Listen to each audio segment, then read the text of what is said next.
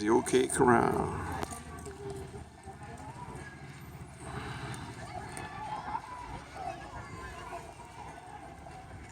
This is where they shot the Clintons. That Earp shot the Clintons.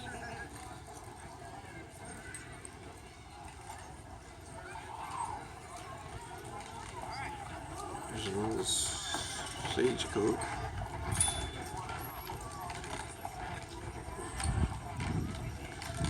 That looks old.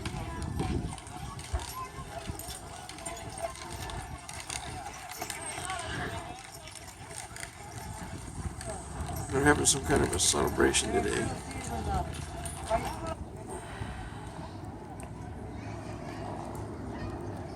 Not a very big town.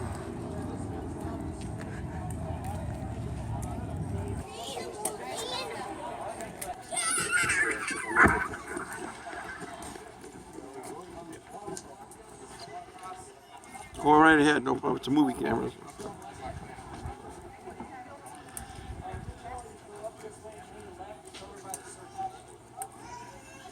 Our first comedy show is at 11:30, and then we have 2 more showings at 1 and 3.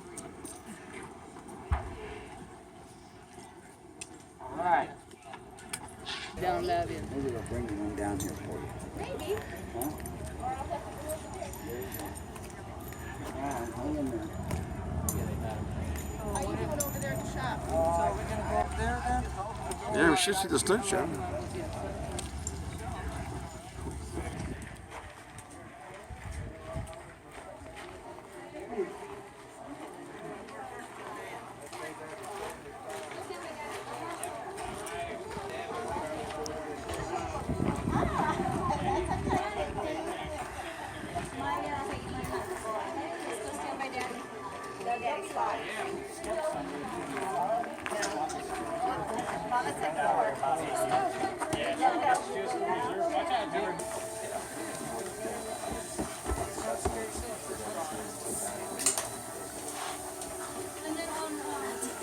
What are you looking at? She was like asking me all the questions and like out loud in class she would be like, Sophia, what do you think it is? Had I known I would have brought.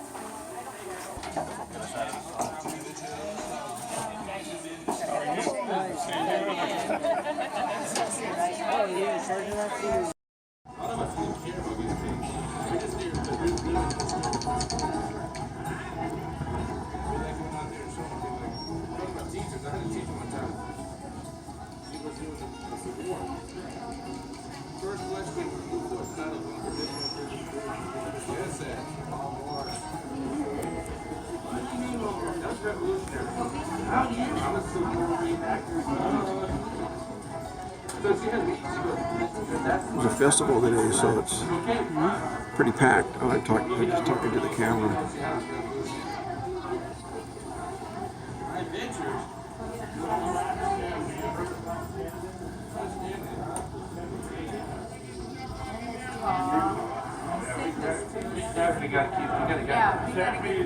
Maybe I'll recruit them.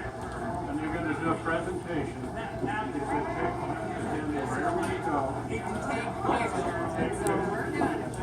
There's a real policeman.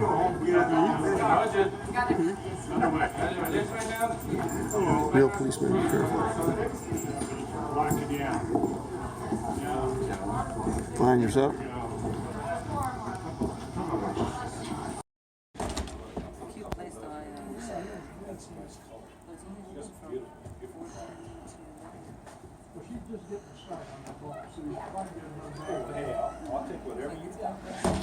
I'll wait till you get those. I'll have those planted before next week. Uptown, because this is where over 450 Chinese lived in Tombstone. Now in any railroad town or mining town back in the 1800s, the Chinese were a big part of the labor force. So anyway, this part of Tombstone was run by a lady called China Mary. If you wanted to hire any Chinese labor, you had to go talk to her. You would tell her what kind of jobs you had to do, and she would select for you the Chinese to fill those positions, and you would actually pay her for their labor. Then she'd turn around and charge the Chinese back for getting them employment 1/3 of their salary for the next 2 years. China Mary's home was right here, right in the edge of Hoptown, where she could watch and control the whole thing. She lived then basically on this level as her home, and then down below she had like a cellar or like a basement, and that's where she had the Chinese massage parlor and opium den. A lot of opium around the back, and then she imported that from China. It was totally legal. Around the back here, you'll still see some little cabins back there, or little rooms, I should say. And that is where she had her Chinese prostitutes. Needless to say, China Mary became a very wealthy lady. On our right, now, this is the west side of the famous OK Corral. Everybody's heard about that. This big long part here is where the blacksmith shop was, and still is today. It's still a working blacksmith shop. So back then, that's where you get the shoes put on your horses, or whatever your animals needed. You just take it to the OK Corral and they fix you up. And then right here where this awning is, that used to be the old stable barn. Like that. And then right here was the back side of the OK Corral, and this was all open lot to Fremont Street. And on each side of that sat a building, Fly Photography. And that man used to take pictures like this one on the wall on our right, black and whites. And he did that for a hobby, not for a living. If he hadn't have done that, we'd have never had the black and whites we have today. Still the beauty. Third Fremont is where Doc Holliday and Big Nose Gates stayed while they were in Tombstone. On our left, this big long building, the second largest in Tombstone, Chaplain Hall. Completed in 1881 as an opera house. They had seating in there for 350 people to watch an opera at one time. That building still is the largest adobe structure in the United States today. Wow. Again on the left, another original building. Right there, the San Jose House was the first rooms for rent in Tombstone in 1879. They still use that for rooms for rent today. Coming up on the right side of the trolley, the Tombstone Epitaph newspaper, started by John Clump in the year 1880. John, he had the second newspaper in town. He had a lot of influence too, because he became the mayor of Tombstone and one of Wyatt Earp's best friends. Right here, this big long building back then, this was the Golden Eagle Brewery. This is where they brewed the beer for the area of Tombstone right here.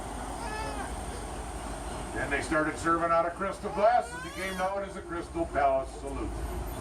Upstairs there, when Virgil Earp was the marshal at Tombstone, this is where he had his office. Next to his office was Dr. Goodfellow's office, and there were several lawyers' offices up there also. Also on the right in front of the Crystal Palace, when Virgil was the marshal at Tombstone, in retaliation for the gunfight at the OK Corral, they shot him right here. This is where he lost the use of his left arm permanently. Went on to California, be known down there as a one-armed law dog. Halfway down the boardwalk on our right, you'll see a sign with a buffalo down the lower right-hand corner. Well, today that business is called the Red Buffalo because it's a clothing store. Back then, that was the Campbell and Hatch Saloon. That is where they shot Morgan Earp through the back door, killed him. That is where he died on the picnic table right there. Or on the pool table, I should say. Up here on our right, you'll see Bogan's Alley Bar and Grill. Now, James Earp, he was the oldest of the 5 Earp boys, wounded in the Civil War, never got into the actions with his brothers, but he worked in there as a bartender, and they also had a one-lane bowling alley. From merchant shops, lawyers' offices along this part of 5th Street. Coming up on our right, this was the first marshal's office and jail in Tombstone. 1878, Fred White was the first marshal. That's where his office was. He was shot and killed by a man named Curly Bill Broshaw, who was one of the Red Sash Cowboys, the first organized crime in the United States. Straight in front of us, of course, what Tombstone's all about, mining. This was Ed Shefflin's second mining claim. And everybody kept asking him how good that was. And he simply answered, good enough. So it became known as a good enough mine. Good enough to take $3.5 million of the silver out of that mine alone. They do tours there every hour of the day. You do get a discount with that on your trolley ticket. Probably should do that, because the mine's a terrible thing to waste anyway. This is the original fire station on your right. That's been there since 1880. So that was here during the major fires of 81 and 82. And it was all volunteer for that fire department also. Even Cynthia Earps volunteered for that. was the most popular entertainment spot around back then, especially in Tombstone, the Birdcage Theater. Man that had that building made sure nobody had better entertainment than he did. He had 24-hour music, ladies of the night. He had the dance hall girls. So forth and so on, even his own opera stations. Very popular place back then. If you go into the Birdcage Theater Museum today, you'll still see 109 bullet holes throughout the ceiling and the walls. You died in Tombstone on your left. They would either drag you or carry you to this alley. Because down that alley sat A.J. Ritter's funeral parlor. They kept A.J. so busy he had to open another shop up in the west side of town. He said Tombstone woke up to a dead man for breakfast every morning. That's true. This was the main street, Fremont, right here, was the main street during the bonanza time. So if you lived in the city limits, you would either live on Main Street or the north side. You basically had to live in a tent until 1885 when they got a sawmill here finally. Now they could go to the Dragoon Mountains up here or the Huachuca Mountains and get timber, bring it down here and saw it into boards and start making housing like these on our left. And they made lots of them. And they called this type of housing back then shotgun houses. The reason why they were long and they were narrow. Basically, you'd open up the front door, open up the back door, shoot through the whole building and not even hit a wall. Imagine they put 4 or 5 miners in there and a barrel of water before 1885 cost you $2 a barrel for fresh water. So they figure out how many baths you'd take. Second building in with a metal roof. First church in Tombstone they built in 1880 as a Catholic church, and that's still what they use it for today. In out of the right side of the trolley and in the distance, you'll see a mountain range. That mountain range is called the Dragoon Mountain. Now that is where Cochise, he was the war chief for the Apaches, had all his women and children and braves lived in that mountain range, and they called it home. The soldiers called that Cochise's stronghold, because for years they physically tried to capture Cochise unsuccessfully. Finally, after about 10 years, Cochise did surrender, took his people, went to the reservation, and there he died a natural death, Cochise did, at the age of 87 years old. Son was allowed to bring him back up there and put him in an unmarked grave. Motel down here has some interest. I'll tell you about that in a minute, but check this house out, Marie's Bed and Breakfast today. This was a private residency in 1880. Check out some more homes when we go through this part of town. You had to have some money to live in this part of Tombstone, to live in that kind of home. But basically, the other people were living in shotgun houses, in tents. Motel down there was pretty interesting because that is where John Wayne and Maureen O'Hare stayed when they made the movie in the area called McClintock. Well, they made McClintock here. I thought that was it. On the left, first non-Catholic church in all of Arizona. The Episcopal Church got here in 1882, all original folks, and they still do Sunday morning services there. Check out some of these buildings. We go by them here and look at them. This was the elite part of Tombstone. You can just look at it and see that. And have some money to live in this part of town. One more thing though, if you look down here to the right, one block, you see all the metal roofs. They're building homes like that too, called row housing back then. That was a step up from the shotgun houses. On our left, this is known as the Haunted Buford House. Going to Ghost and Murder Tour tonight, they're going to stop and do a spiel in front of here. Make sure you take a lot of pictures, because you'd be surprised a lot of time what shows up on your camera. Old homes still being used by residents of Tombstone. On the right and on the corner, it's a rock shop today. This is where Morgan Earp and his wife lived when he was assassinated, or murdered, you could say, at the Campbell and Hatch Saloon. And his wife lived also when he was the deputy marshal for his brother, Virgil. This whole area of Tombstone all through here was a big miners' camp through here. So you could see anybody coming or going for miles. He never had to leave there if he didn't want it. They had everything they needed up there. All the food and water and everything. Normally I could pull right into Boot Hill, but it's going to be tough to get turned around in there today. So I'll tell you a little story anyway. That black pickup right there, straight on the other side of the fence, there's 3 headstones there. I like to drive you up so I can show them. You can see the problem.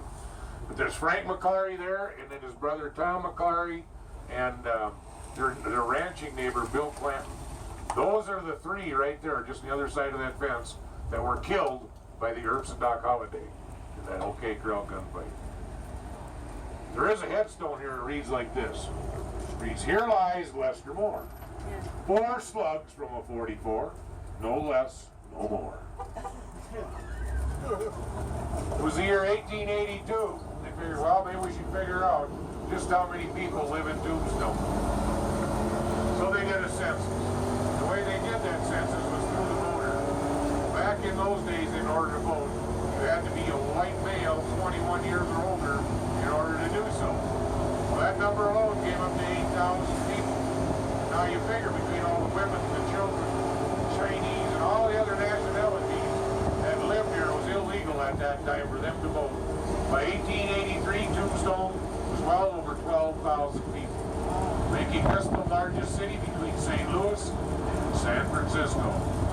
Today our population of Tombstone is 1,360. Never changes either.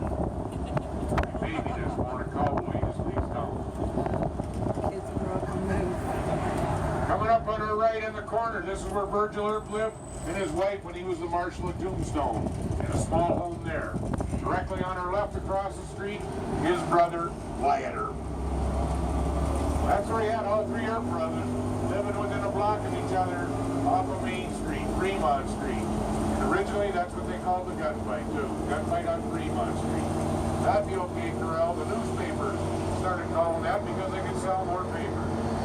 It happened in the open lot, where I showed you before, behind the OK Corral, right here on Fremont Street. They didn't have a wall here. This is where the McClantons and McClarys were right that time. Walking down 4th Street, making a left, walking shoulder to shoulder, and right at them, telling them to drop their guns, were the Earps and Doc Holliday. Of course, that did not happen, so October 26, 1881, that is where 3 were killed and 3 were wounded. Coming up on the left, today the business is called the Shady Lady. Back then, the business was the Spannenberg Gun Shop in Tombstone. Right there is where the Earps and Doc Holliday stopped and picked up more ammunition before they went to face Clantons and McClarys. On our right today, the business is called Old Time Can Photos. Back then, that was a Chinese restaurant. And they called it the can because everything they served come out of a can. Front side of the famous OK Corral right there. Built's been there since 1876. It burned down, but they rebuilt it again by 81 or 82. Right there is where the old ice cream sign is. It doesn't have ice cream there anymore. That was your second funeral parlor in that building back then. Right here, the home I showed you, John Rock's Mercantile Store and Bank. Right there. He was a very wealthy man. Across the street on our left, ice cream store. Good ice cream. Bonus is you get a discount on your trolley ticket also. One more thing, all these doors in a row on your right, they were all lawyers' offices. Over 40-some lawyers in Tombstone during the bonanza time. Well, they really got a bad name of being dishonest. So the local folks just nicknamed this part of 4th Street, they called it Rotten Row. Thanks for taking the tour today, folks. Hope you all had a great time and learned some stuff. Part of my wages for tip, I got a spit tune here. If you leave, you'd like to throw a tip.